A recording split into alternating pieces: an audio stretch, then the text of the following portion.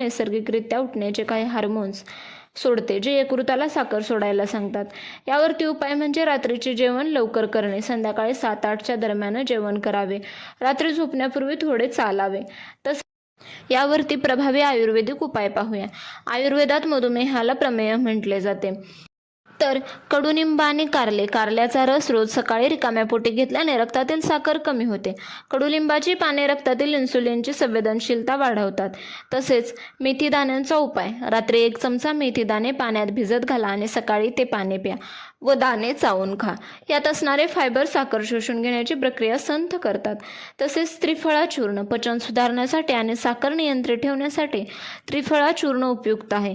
तसेच दालचिनी चहामध्ये किंवा कोमट पाण्यात दालचिनी पावडर टाकून घेतल्याने इन्सुलिनची कार्यक्षमता वाढते.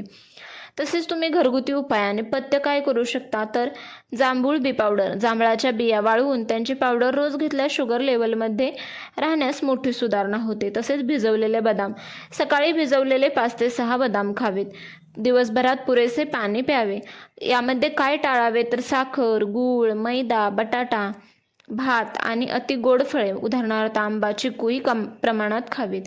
तसेच सुपरफूड्स आणि त्यांचे कार्य पाहूया. म्हणजेच दालचिनी हे काय करते तर याच्यामुळे पेशी साखर लवकर शोषतात.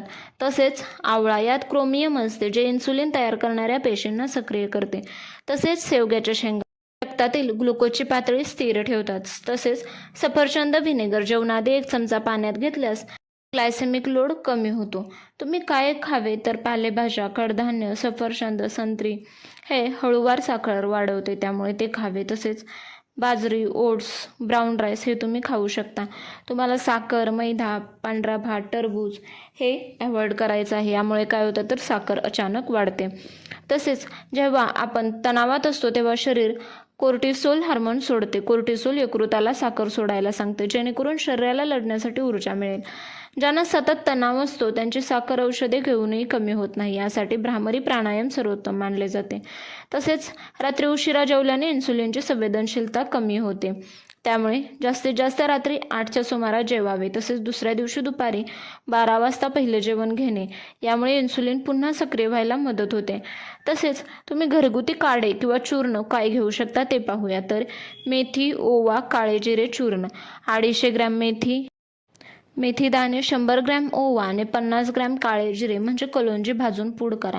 रोज रात्री कोमट पाण्यासोबत 1 चमचा घेतल्याने रक्तातील घाण साफ होते. तसेच दालचिनीचा चहा. साखर न घालता दालचिनीचा चहा प्यायल्याने मेटाबॉलिझम 10 पटीने वाढतो. तसेच फूड सिक्वेन्सिंग